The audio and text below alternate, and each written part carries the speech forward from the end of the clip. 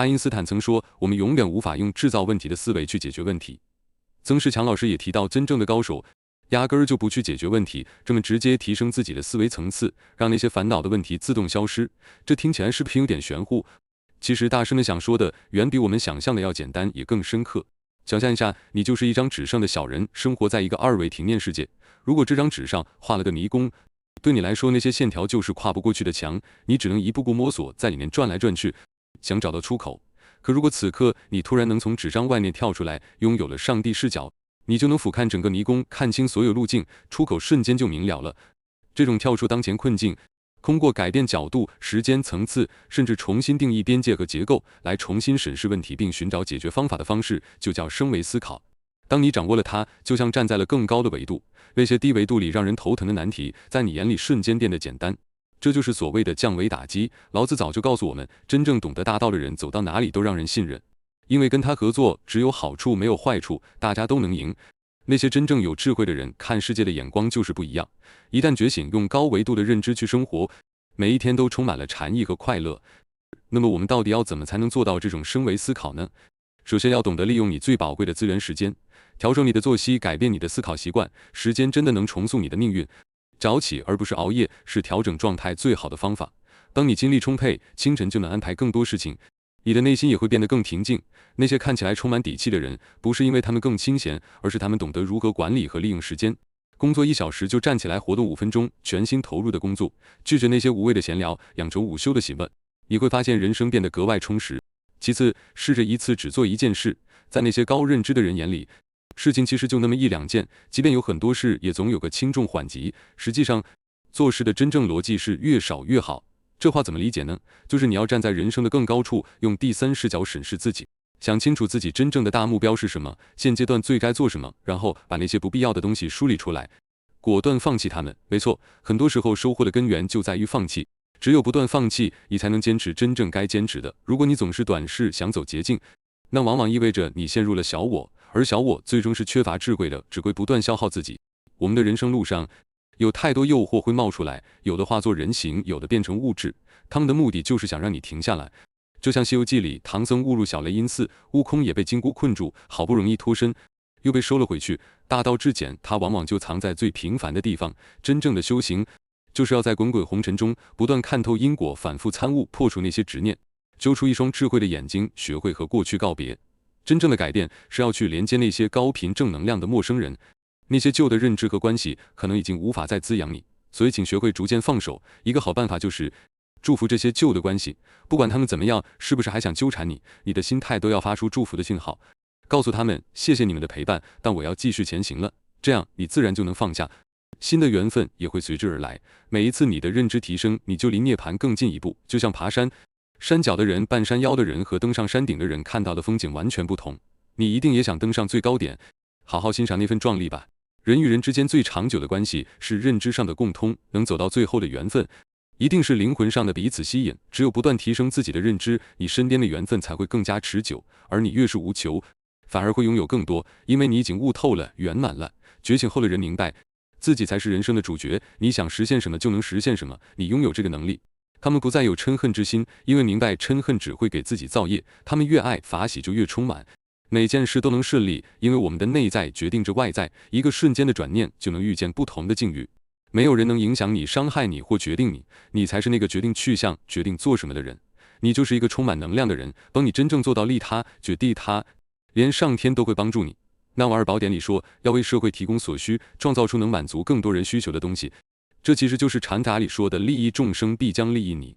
世间的规律就是你处于哪个阶段、哪个位置，这会拥有怎样的发心。当你真心想要利益无量众生并且付诸行动，你的财富就会被调动起来，你自然会拥有强大的力量。你不必担心一切，要相信你所做的一切，你发出的每一份能量最终都会回到你身上。接下来我们来聊聊3种具体的升维思维，它们能让你用全新的视角看世界。第一种是层级思考。为了更好地解决人生中的各种问题，罗伯特·迪尔茨提出了一个逻辑层次理论。他把我们面临的问题分成了6个层次：环境层、行为层、能力层、价值观层、身份层、愿景层。其中前3个是低3层，后3个是高3层。记住一个关键点，上一层对下一层有指导作用。举个例子，如果你对公司的工作环境不满意，这就是环境层的问题。如果你的思维只停留在这一层，你就会抱怨公司福利差，老板不关心员工，但想改变环境几乎是不可能的。然而，如果你能上升到行为层来思考，问题就解决了。环境你改变不了，但你的行为却能自己掌控。所以，你可以多努力学习技术，提升专业水平，这样就能换一份工作，找到更好的公司。再例如，如果你在行为层遇到问题，比如你一直很努力学习，成绩却进步不大，这时你应该把思维上升到能力层。如果还停留在行为层，你可能只会继续早起晚睡、加班加点。但当你上升到能力层，你就会去思考解决问题的方法。你会想，我遇到的问题之前一定有人遇到过并解决了，只要找到正确的方法，问题就能迎刃而解。如果是在能力层遇到问题，比如做生意时遇到一个难题，是损失金钱保全宁生，还是保全资金损失宁生？这时你的思维就应该上升到价值观层，想清楚自己更看重赚钱还是口碑，答案自然就出来了。以此类推，如果你在价值观层遇到问题，就去思考你的身份，你想成为怎样的人？想清楚了身份，合适的价值观就会显现。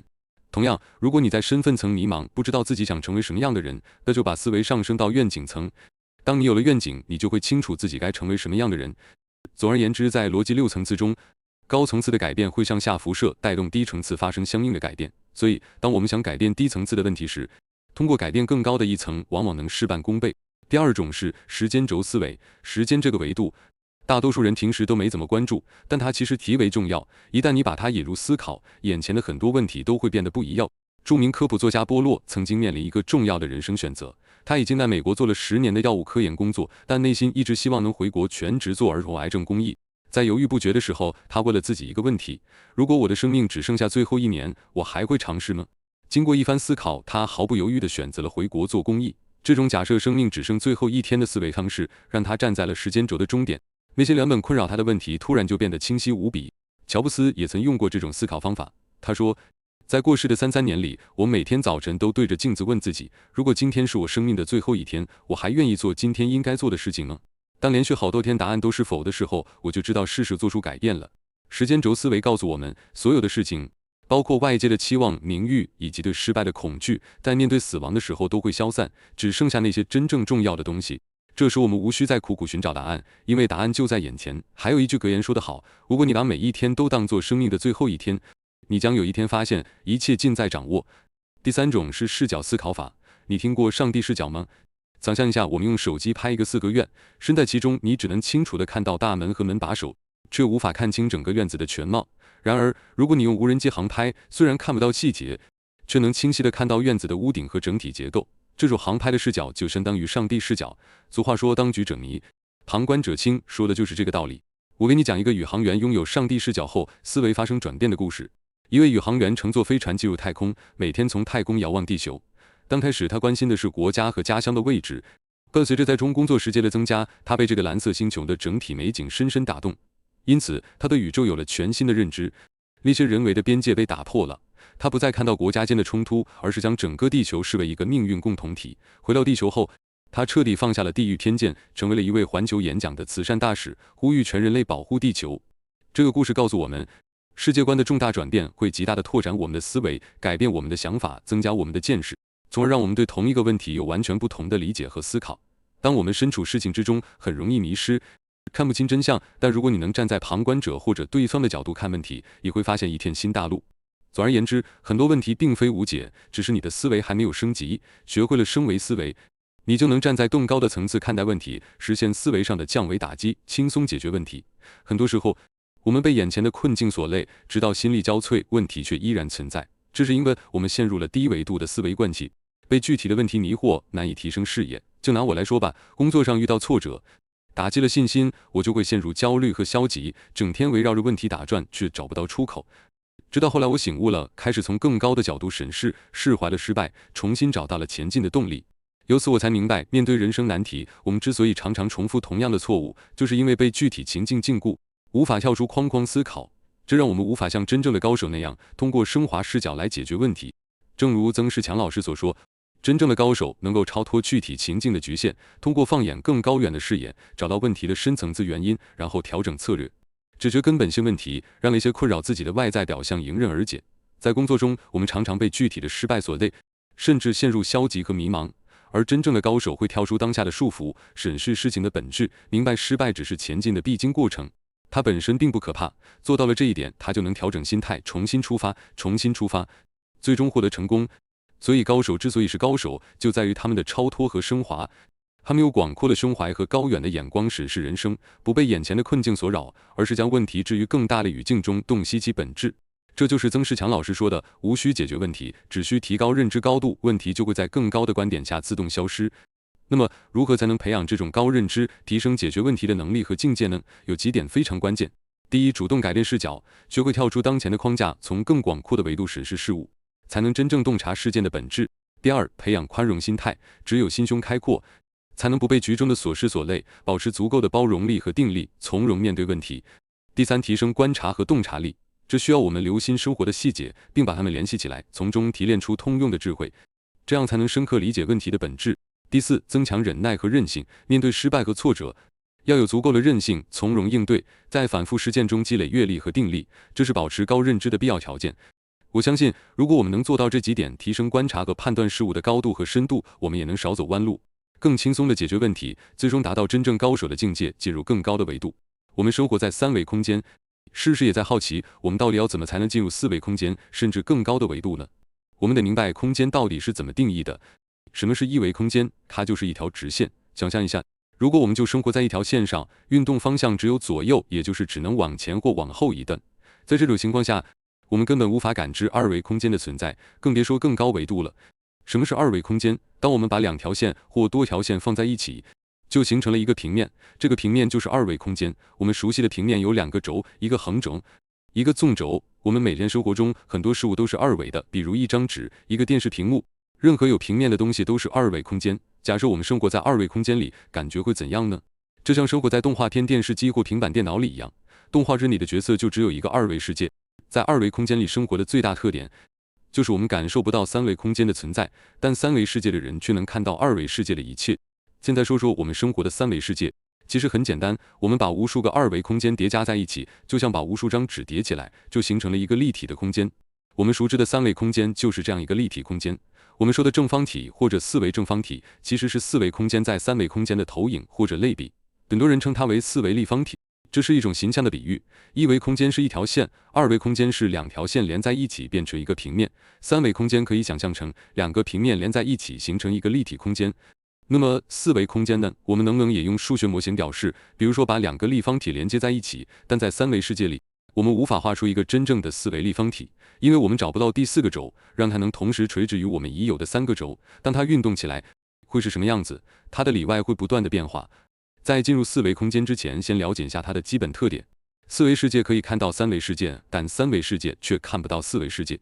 想象一下，我们生活的世界里有一层看不见的薄膜，我们无法穿透这层薄膜看到四维世界，但在四维世界的人却能透过薄膜看到三维世界的一切。对于四维世界来说，三维世界的所有限制都不存在了。举个简单的例子，假设我们有一个保险箱，把一个物体放进去，关好密码，在三维世界里的人不打开保险箱，这不知道里面是什么，但在四维世界的人能清楚地知道里面放的是什么。如果我们生活在二维世界，前面有个盒子，盒子里画了一个苹果，外面的人永远不知道里面画的是什么，因为你在外面无法看到内部，但三维世界的人一眼就能看到画的是什么。这就是高维度与低维度的区别。在四维世界里，所有物质都不存在，既没有重力，也没有原子核的合力。想象一下，如果没有原子核，所有物体都会解体，宇宙轨道也会分崩离析，地球可能会坠落到太阳上，电子会掉入原子核，这些都是我们无法想象的。这说明什么？就是如果你想带着肉体进入四维世界，这是根本不可能的。在四维世界里，我们熟悉的三维世界的所有东西都不存在，这些物质在四维世界里根本不复存在。四维是一个意识的世界，一个纯粹的意识世界，也就是我们所说的高我思想或者灵魂，不管你叫它什么，它是一个非物质的存在。其实我们现在生活的世界就是一个四维世界，你可能会觉得难以理解，明明不是三维，怎么能是四维呢？我们刚才提到了四维正方体在三维世界的类比，当它运动时，四维立方体的里外不断变化，既在里面又在外面。换句话说，四维空间既在我们三维空间里，也在三维空间外，既在上面，也在下面，既在左边也在右边，它无处不在。也就是说，四维相对于三维是无处不在的，我们三维世界只是四维的一个小投影。就像二维世界里，三维的投影可能是一个方块，比如我们把一个三维立方体投影到二维世界，它会变成一个平面的正方形或长方形或长方形，如果把二维平面往下投射，它会变成一条线，变成一维世界。所以，我们现在生活的世界既是四维世界，又不是。什么叫既是又不是？什么叫既在里面又在外面？举个大家都熟悉的例子，做梦。当你做梦的时候，你的肉体还在三维世界，但你的意识已经进入了另一个世界。在梦中的世界，你不受时间和重力的限制，可以飞上天，可以瞬间到达任何地方，可以见到已经去世的亲人或者你思念的人。你可以进入完全陌生的世界和环境，梦的感知非常强烈，感觉就像现实一样。有的人在梦中哭醒，有的人被吓醒，甚至醒来一身冷汗，这说明梦给人的感觉非常真实，就像现实中的感觉一样。是的，梦就是你的第四维度的世界，就是你回到一个纯粹的四维世界。我们刚才说，三维世界是四维世界的一个投影或一部分。什么叫投影呢？就像你的梦一样，我们晚上做梦，那梦就是你在四维世界的投影。其实你应该反过来理解，在做梦时你回到的四维世界，那才是醒着的你。而你现在每天的生活，比如我在跟你讲话，你在吃饭、睡觉、工作、赚钱、照顾家庭、生孩子，这些你都可以看作是一个梦。你真正的梦是你晚上睡觉做梦的时候，其实那个时候你才是醒着的。如果你这样理解，你就会明白，原来你活在一个真正的四维世界，而在四维世界里有一个投影投射到了三维世界。你在三维世界里生活，这只是你的一个投影。真正的你在你认为做梦的不存在的世界里，那个虚拟的纯意识的世界里，你把这两个主次颠倒了，把现在的这个梦当成了真岛，把真正的世界当成了梦，这是一个非常有趣的概念。那么我们认知到四维世界的存在，这对我们的生活有什么帮助呢？可能很多人不承认自己生活在梦境，认为现在的世界是真实的，梦是假的，一醒来就不存在了。你现在活生生的吃东西，觉得很香，工作很辛苦，可以买到喜欢的东西，可以跟别人聊天，这些你都觉得是真实存在的。我们在三维世界生活，认为每天自己在生活工作，这些都是自己一时的决定，但实际上并非如此。这些都不是你自己的决定，而是你的意识，你后面的灵魂在替你做决定。我们有一个自我意识，或者叫自由意志，这个自我意识让你觉得是自己在做决定。这样理解就是更高维度的你，你的灵魂或四维空间的你在指挥你做事。它通过你的大脑形成自我意识，让你觉得这些决定是你做的，然后你会认可这种东西，否则你会觉得很恐怖，像被提线木偶一样被别人指挥，这是每个人都无法接受的。我们在这个认为自己在做决定的世界里生活，但实际的真相不是这样。如果你能明白实际的真相不是这样，你就会恍然大悟，你会发现人生中很多重要的环节，你之所以这样选择，那样选择，而且你不知道为什么，现在就有了解释。那么我们用四维世界的角度重新认识这个世界，重新思考人生，会发现几个最大的特点。第一，在四维世界你是永生的，在三维世界里，我们的肉体随着年龄增长最终会老去，此后我们的意识会回到第四维空间，或者回到本来的家园，然后再投胎转世，进入下一个肉体，扮演下一个角色。三维世界的这些就像一出舞台剧，一出过家，我们只是扮演不同的角色，可能是夫妻、丈夫、老公、男朋友，或者是老婆、妻子、女儿，各种不同的角色。但这些角色我们要扮演的淋漓尽致，这一生的目的就是要好好体验。我们可以想象电视台播放不同的剧，就像在体验不同的人生，但这些剧是同时存在的，每天都在演。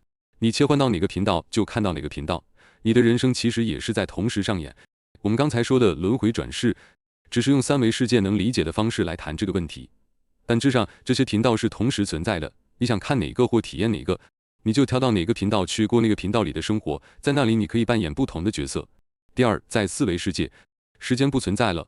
当你进入四维空间、三维空间里的时间概念就不存在了，时间不是一个维度，更是一种幻觉。在梦境中，你看到一些不存在的人，一些去世的人，这时间就已经不存在了。三维世界的时间对我们来说如此真实，因为我们三维世界生物的感知系统、神经系统通过传递，每一个细胞与下一个细胞之间的传递有时间性，这个传递本身就有时间的概念，因为一个传递到另一个本身是有时效性的，所以这就是时间的概念。